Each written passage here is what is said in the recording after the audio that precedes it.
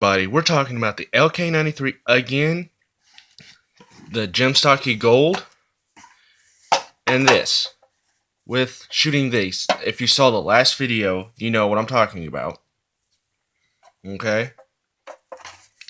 Uh, Now, these were sighting in the Gem Stocky Gold at the distance we were shooting in, and I think it was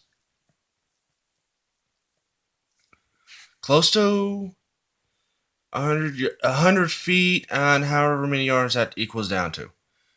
I think I was trying a sabotage loadout with the 45, and as you can tell at that distance, it hit sideways. I was going to showcase those too.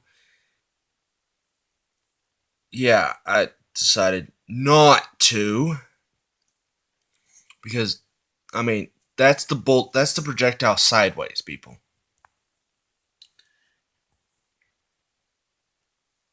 And then here in the actual video, once I got everything sighted in, I aimed right here. So that way it wouldn't confuse it anywhere.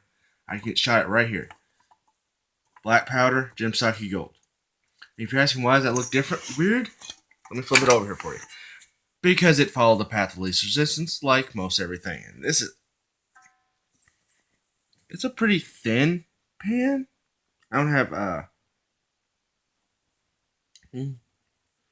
but it was a good pan when we had it, and we had it for like 5-6 years, and it just finally stopped cooking evenly, and then it just started non-stick started coming off of it and all that stuff. So we got thrown in the shoot me pile. And if you're wondering what all these little holes are, well, this one right here, that is not from a muzzleloader. That is from a 1022. Okay, which I will be doing a review on soon, because that's my mother's shot pattern right there. That's 10 rounds right there, people. Right there, 10 rounds of that 1022. She stacked them that good. New shooter of rifles, as you can tell. She's better with her pistol, people. She's better with her pistol. Just know that she outshoots me in pistols. But like I said, when I was sighting this in, I was aiming for this one. That's the one I shot right there, actually. So I was a little high. I was aiming for I hit there. I was aiming for there with the Gem Stocky Gold. First shot, second shot, third shot, fourth shot. Each one, I mean, doesn't tell you how much it moves. So I've shown you all that. I'm able to actually wiggle. So this thing actually does expand when it hits right. So that people that say, oh, they're asking a ballistic test, if you notice right at the bottom corner, it says not up to it. Basically, it says it's not up to FBI standards. Right off the bat. But recoil-wise, I meant to say this in another video. This one feels like it kicks a little bit more, but also, if you really think about it, it's 20 more grains than this. I should have done 180, but not much. I mean, there's very little recoil and there's very little extra gain. This shoots about like 80 grains of this 2FG black powder, and this is actually meant for. I never read actually the back of the box. It says, until I was making the video, suitable for muskets, pistols, and shotguns. So it doesn't say anything about rifles, but I don't know. It works out of this thing. It's the most accurate. I mean, it works. It works. And this Gem Stocky does work. You just got to get it sighted in. It took the rifle getting warm, as you could say, or actually, the sun was coming out of my eyes because it was setting. If you can't remember in the other video, the sun was coming. I was shooting into the sun, but that's the only place we have the berms set up, and I didn't get to go out there until late in that afternoon. But accuracy wise, it was bing, bing. Both of them hit and they pushed through. And this thing, it delivered. It did what they were supposed to do. But, so either one of these, it has the same recoil as this on 80 grains. 100 grains, I don't want to shoulder it.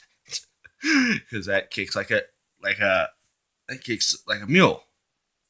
Well, I wouldn't want to shoulder it too many times, I should say. Too many times, because after a while, your shoulder does start tenderizing. Pretty good. This one, like I said, I shot 1, 2, 3, 4, 5 shots. Right there. Okay? With it. Out of the lightning loaders, it was easy. It actually filled the bore diameter. It didn't just slide right on down. It stayed with the projectile, which I feel like maybe it gave it a little bit more twist to it, maybe, and it just kind of shot out of there, and that's what stabilized it. I don't know, but it stayed with the bore. It stayed in the rifling. I had one misfire.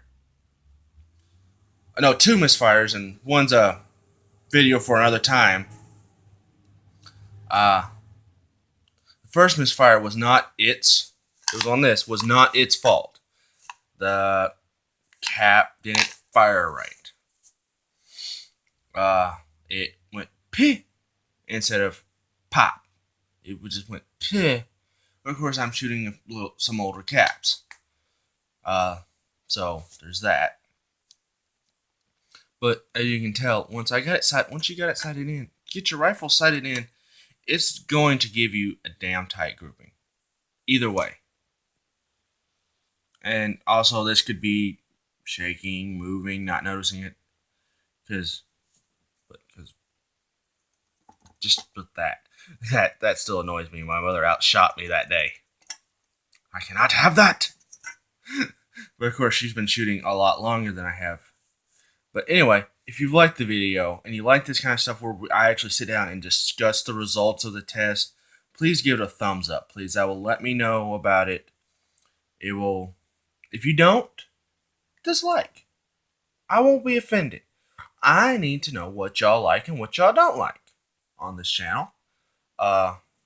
Next video, we will be doing a disassembly and reassembly of the LK93, because that's been, some people have asked because they have not seen a rifle like it. But of course, since it was discontinued in 1993, a lot of the newer shooters won't know about it. So I'm gladly able to show you what I have on the rifle and what I use, and everything, and how I have mine set up. I have no problem about that. Anyway, talk to you later. Bye-bye.